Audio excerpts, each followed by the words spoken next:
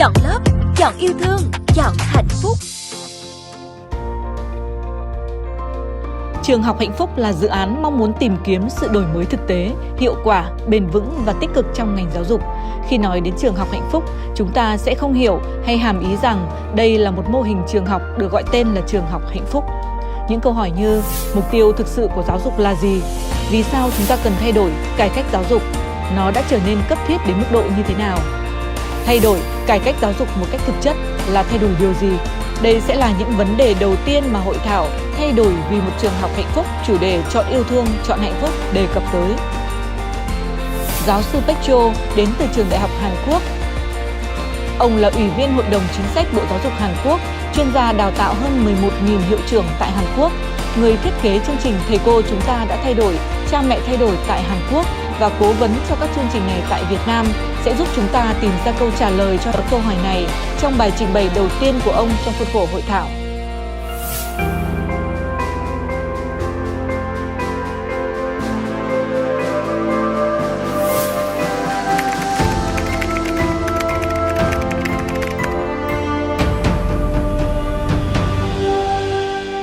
Nice to be here. Nice to be back to Vietnam. And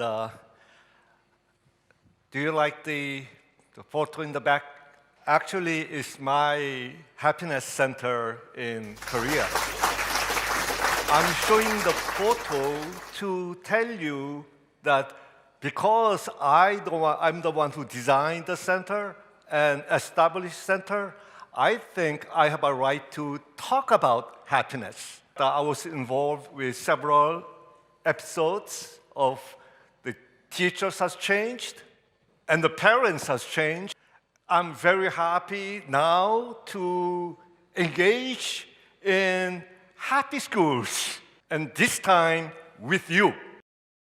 This is a very important time.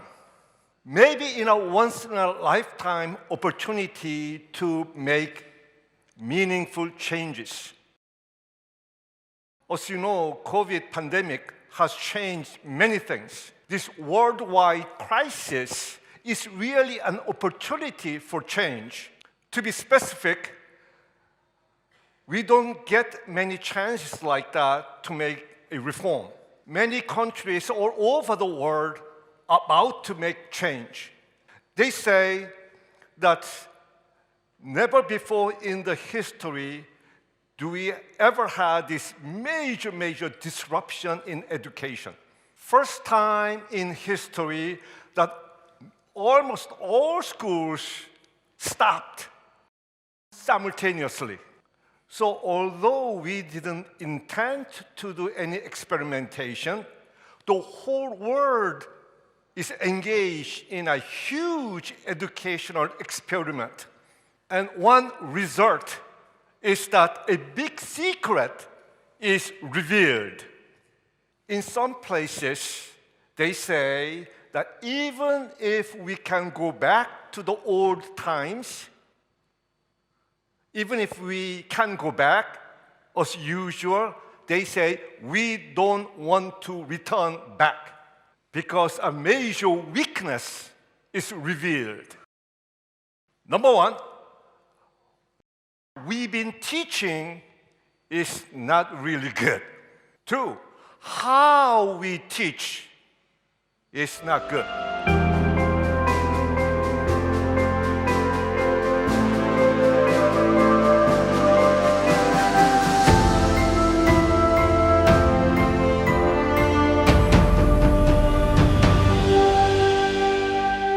Vietnam, you may not agree. You may not agree because, as you can see, Vietnam did very well in this crisis. Because you've been successful in overcoming the pandemic, you think that you can go back to the old times. But many countries suffered tremendously in terms of education. So they don't want to go back to the old times. Now, here is your chance. Many nations are getting ready for reform in education. They are getting ready. You see, they are getting ready to move. And the Vietnam is a bit behind. Is that right? But the finish line changed. The finish line is very different. So if you simply try to work very hard going the same direction, you will always be behind more developed nations. But if you make the turn the first, suddenly you will be ahead of everybody else. That's your chance. Quý vị và các bạn đang theo dõi hội thảo Thay đổi vì một trường học hạnh phúc với chủ đề Chọn yêu thương, chọn hạnh phúc.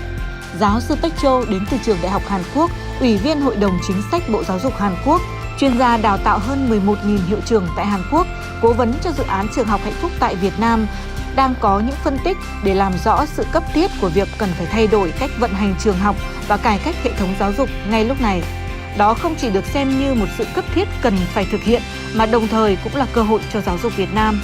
Trong phần tiếp theo, giáo sư Peck Cho sẽ chỉ ra 2 việc mà chúng ta cần làm để có thể cải cách giáo dục thực tế, hiệu quả và bền vững.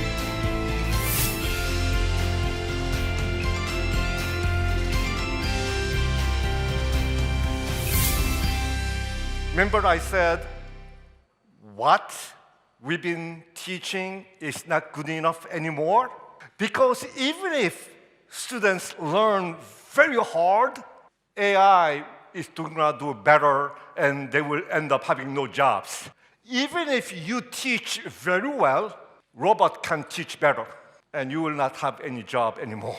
So continue doing the same things is not valuable. For your children's sake and for your sake as well. So let me tell you what we need to be doing.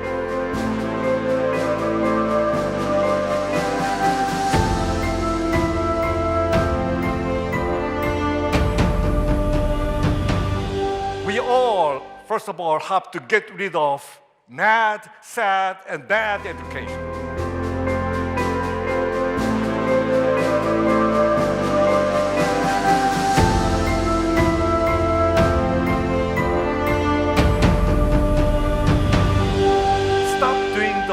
Same things is not good enough. You have to begin a new things. You have to have something called SES education.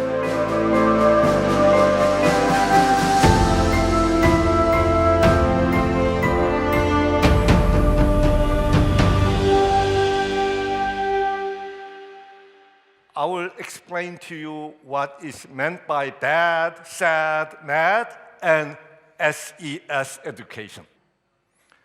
This is MAD education. It stands for memorizing. We demand students to memorize a lot of information and knowledge. Is that right? That's MAD. A stands for analyzing, because students do a lot of analyzing. In Korea, even music class, students analyze music. Not simply feel and enjoy, but then they analyze. That's MAD. And they do a lot of data processing. Students in Korea spend 12 hours a day data analyzing, data processing. That's MAD. Because what students need is creativity, right? We know students need critical thinking, and we know that students need to communicate. But many students, at least in Korea, they sit in a cubicle. All they do is memorize, memorize, memorize, analyze, analyze, analyze, and tremendous amount of data processing. We all know that artificial intelligence-equipped robot can do all these things million times better. Even our top-rated students will not get any job with this kind of abilities. SAD education is something like that. S stands for servant puppet, which means that the students only do things that parents ask them to do or things that the teachers tell them to do. Students who are very nice say, yes, mother, I will study. Yes, sir, I will do this. That is no longer good student. A stands for admission-oriented. Students' goal in life is to get into good university. All they see is until 19 years old. They have no goal beyond 19 years of age. But you know your students will live till 100 years.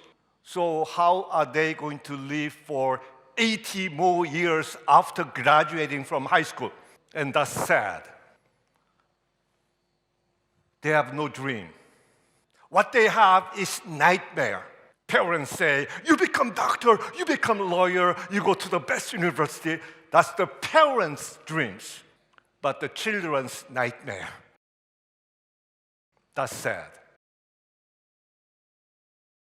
What we need students to have is able to collaborate, have a character,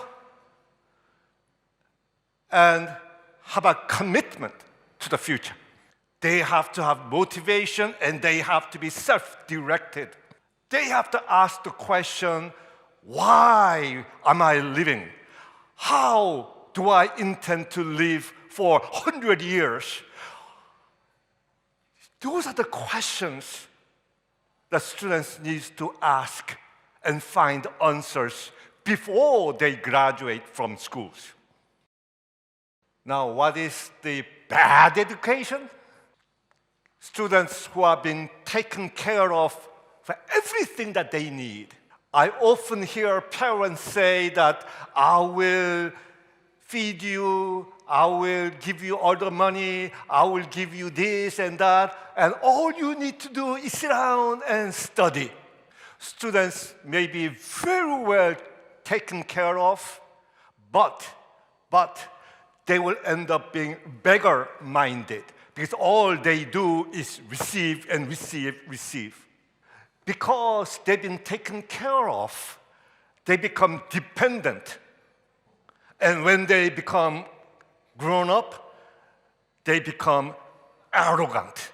They become narcissists who love only themselves. That's bad. We need our students to have a sense of citizenship. Citizenship is having a vision not towards oneself, but towards others around them. Having a view bigger than themselves and is outward. For that, you need to have compassion and willing to contribute to the society and to the community that they live in.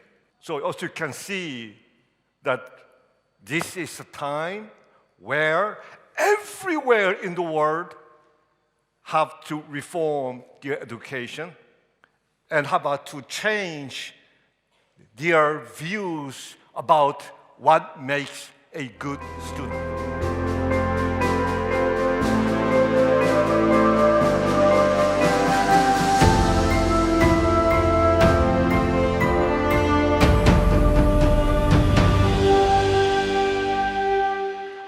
I know that when we were students, this is a best student. I know you all became principals because you were AA, AA, AAA students, because you have attained very high success. You think that still this is the best student. But we know that our students, your students, have to be different.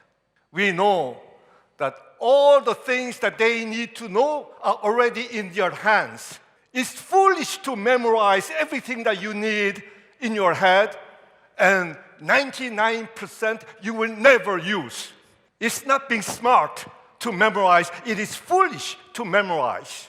Instead, you need to acquire all these 9 things that we talked about. The goal of education has to change, not just in Vietnam, but everywhere in the world. Because technology has no boundary, no national boundary.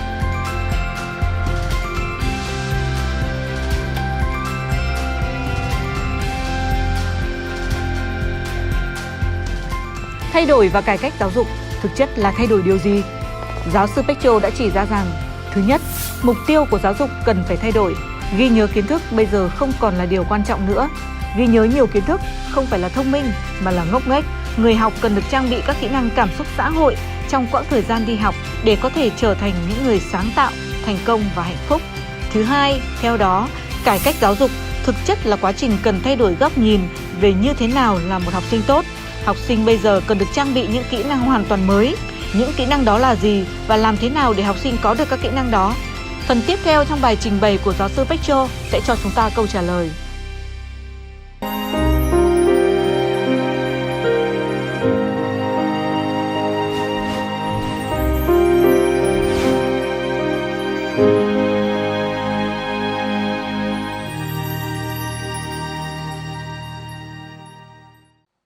The question is then, how do we teach these elements which is called socio-emotional skills?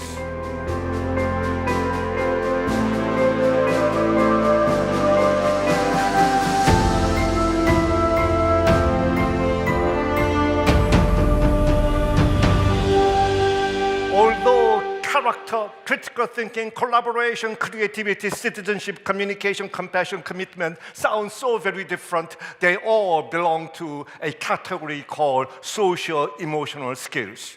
These are not the things that you are born with, but something that you acquire through learning.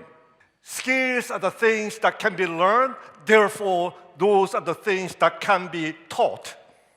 So it is our obligation and responsibility to teach these skills if you want your students to be happy in the future.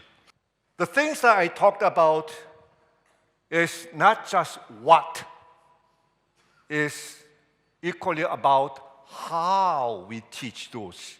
Only way you can teach social emotional skills is not to instruct them, but to show them how. What I mean is that if you want your students to have these qualities, then teachers have to have those qualities first. That will be a challenge. And only person who can make it work, the only person who can make it work is you, the principals.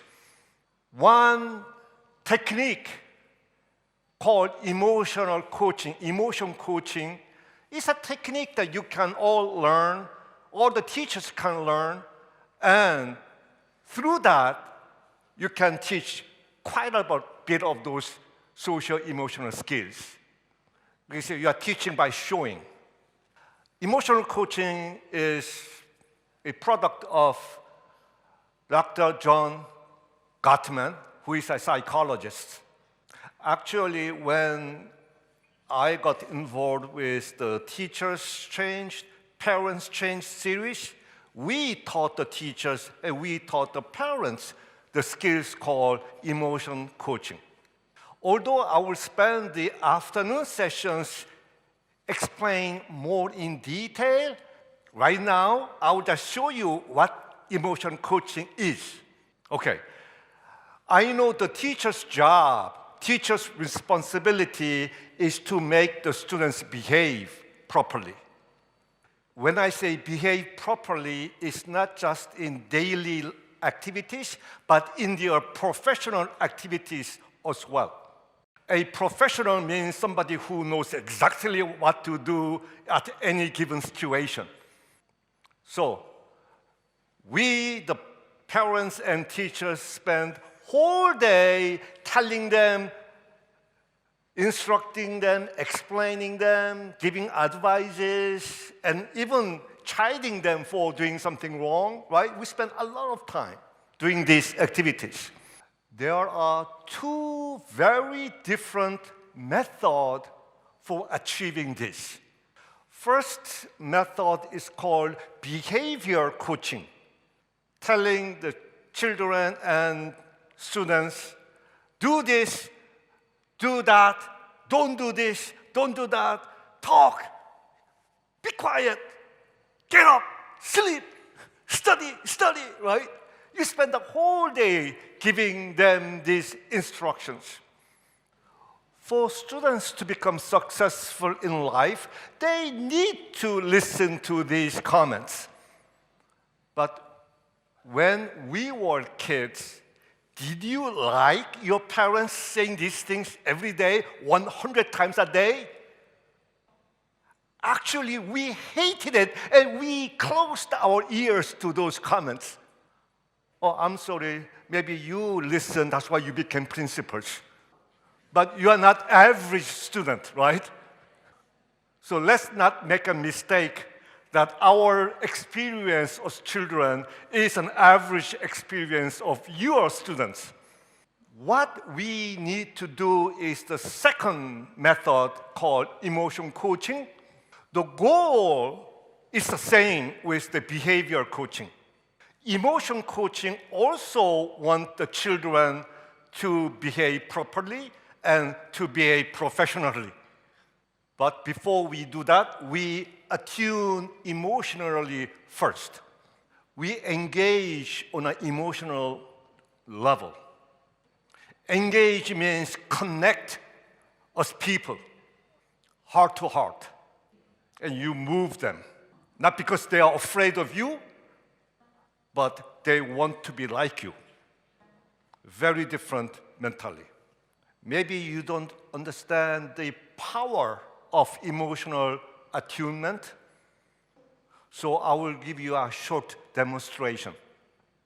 And you will understand the difference between behavior coaching and emotion coaching. Are you ready for the example? Okay, take a look, take a look. If it just came out in dark room, you'll be all scared and afraid. Being surprised, scared, and afraid is emotion. If it suddenly came up, you might simply say, holy cow! Do you know how quickly you become scared and surprised and afraid? Do you know? How quick? Very quick. You react within 0.2 seconds. It is so short that no human being can do anything in that short period of time. Emotion is almost like a reflex from the stimulus. So when you are reacting and having an emotion, it's never about right and wrong. Having an emotion is natural phenomena. But some teachers and parents will say, don't get scared. I told you not to curse.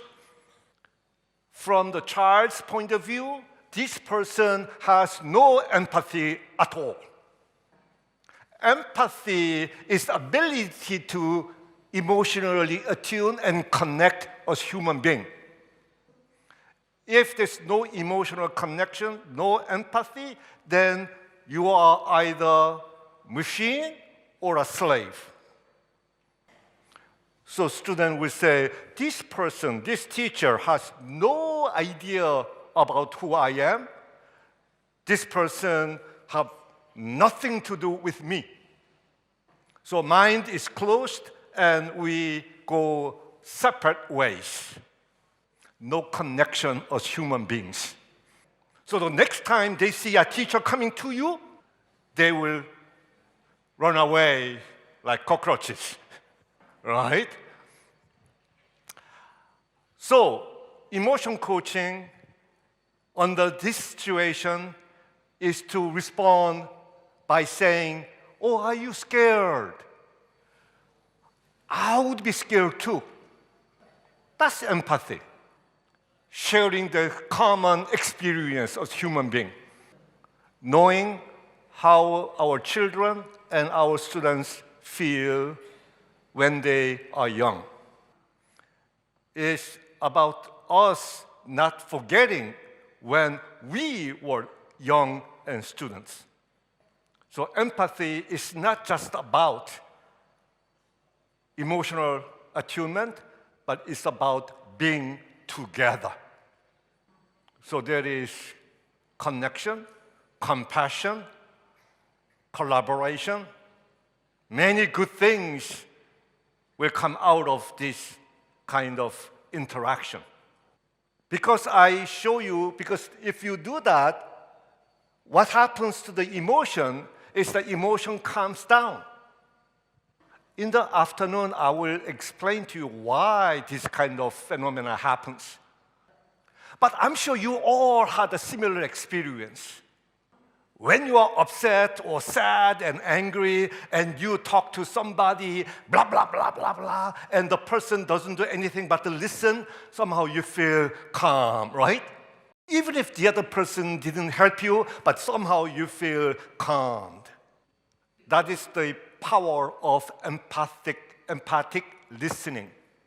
When you calm down, and then you start to think and say, oh, this person understands me. This person is on my side. We connect. We are together. It's called trust. Teachers have to earn the trust from their students because we all listen to people that we can trust.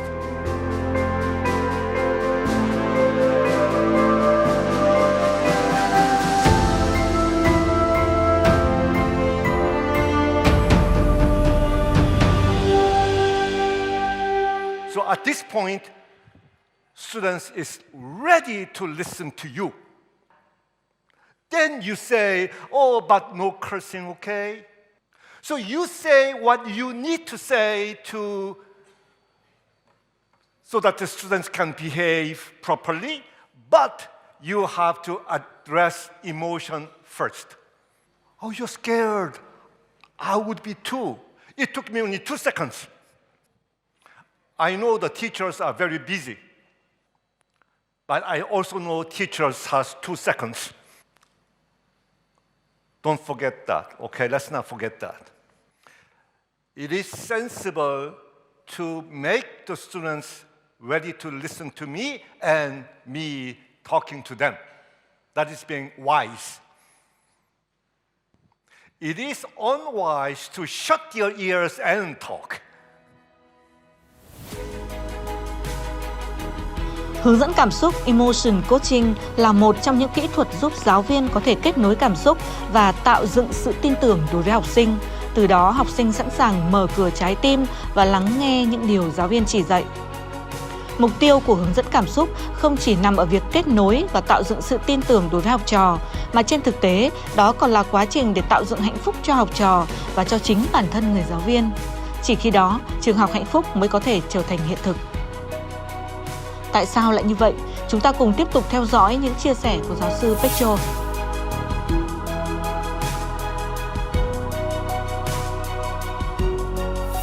This is not theory. The emotional coaching is not just theory. I will show you a real-life example here. I was a principal in a junior high school in Korea. These are my students in classroom. They have a dream. They want to become literary writers. So they have a big dream. And this is how they dream.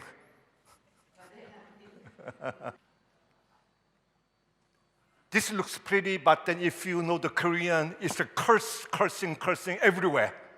Horrible sayings that I cannot even repeat to you. 3 months after emotional coaching started, 3 months, somehow their mental state looks calm and organized. Within 1 semester, this is what we've been doing in that time period. A lot of activities, connections, and emotional attuning going on. Human connection. Then in 4 months, they look like students, aren't they? Not only their behavior changed, but their academic performance changed tremendously. The red one is the failure rate in a national examination. The schools that I had, the school I ran was the lowest in the bottom in the whole nation. In case of math and science, almost half of the students are failures. After first year, failure rate decreased. Next year, it almost disappeared, except mathematics. Mathematics takes time. But most importantly, violence in school disappeared totally. So I also had the teachers change in Korea. The teachers were very unhappy and dissatisfied with their profession because the students were hating them. I don't care how great you teach, but if students are bored, then you will be unhappy too. The first thing I did was teach them the emotion coaching. And the students improved, right? But the biggest change happened to teacher. Our happiness depends on our students' happiness too. Teachers and students are conjoined. It's like a Siamese twin. When students are unhappy, we can't be happy. And if we are unhappy, students can't be happy. Only way to have a happy school is for everybody to be happy together.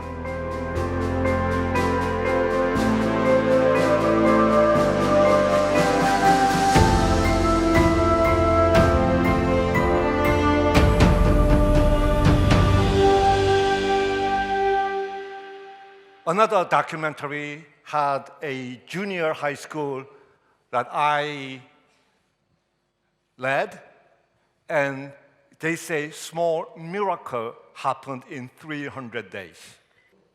Not a big miracle, but small miracle is possible.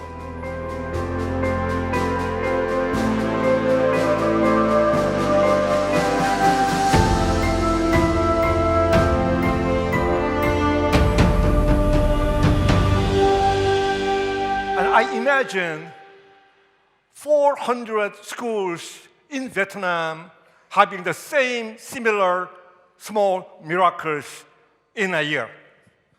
Why 400 schools in Vietnam? Why? Because I heard this is 400 principals here.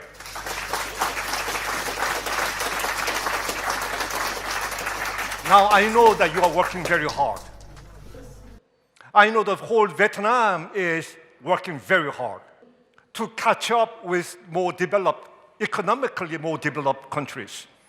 Oh, by the way, I've been careful to say economically more developed countries because Vietnam, Korea, we both are way more developed culturally.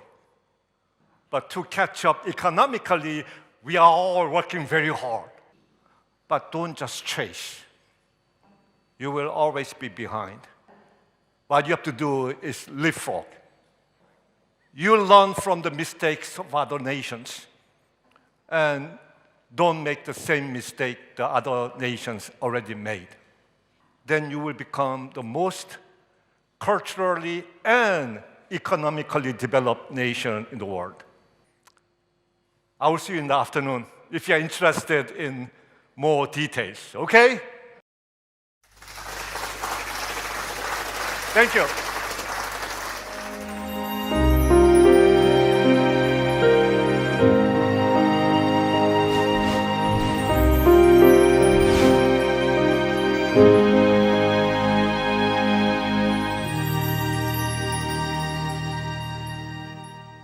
Cảm ơn giáo sư Peck Cho với một cái bài chia sẻ mình nghĩ là rất là nhiều thông tin. Thì theo như quan sát của bọn em khi mà đi ở trong hội trường thì các thầy cô hiệu trưởng ghi chép rất là nhiều.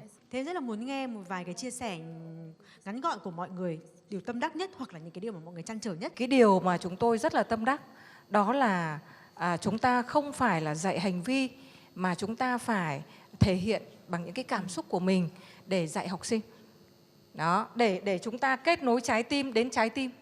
Thì cái đấy mới là điều quan trọng nhất, chứ không phải là chúng ta ra những cái mệnh lệnh Chúng ta áp đặt cái điều này ngay cả hiệu trưởng đối với giáo viên cũng vậy, chứ không chỉ là giáo viên với học sinh, thì ta mới tạo ra một môi trường hạnh phúc. Xin cảm ơn.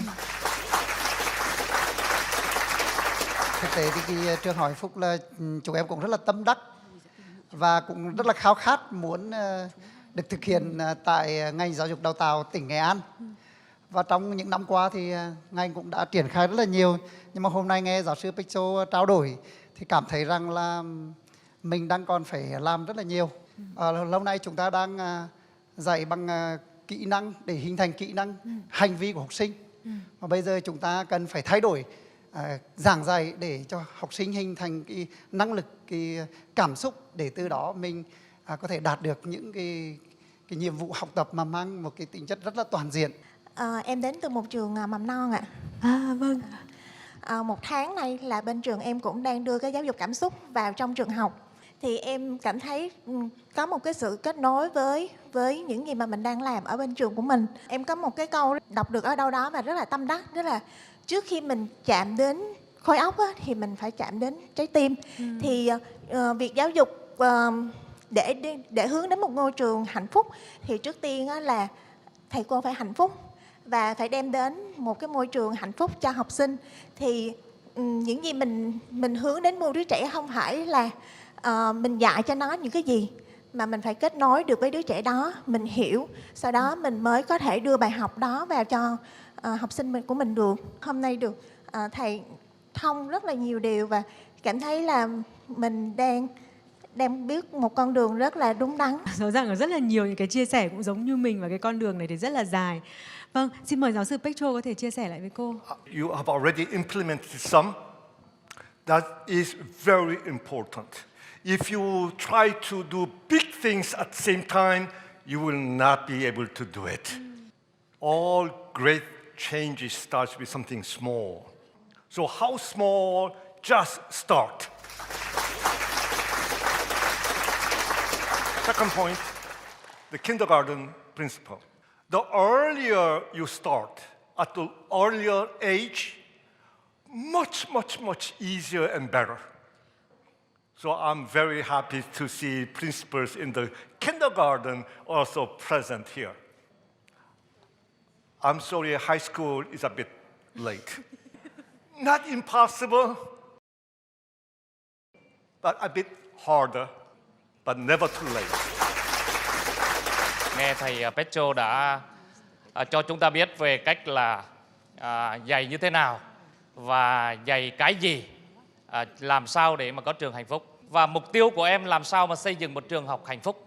Như thầy nói thì thực ra xây dựng trường học hạnh phúc rất là dễ đối với các trường mầm non và tiểu học, và rất khó đối với trường trung học phổ thông như tụi em.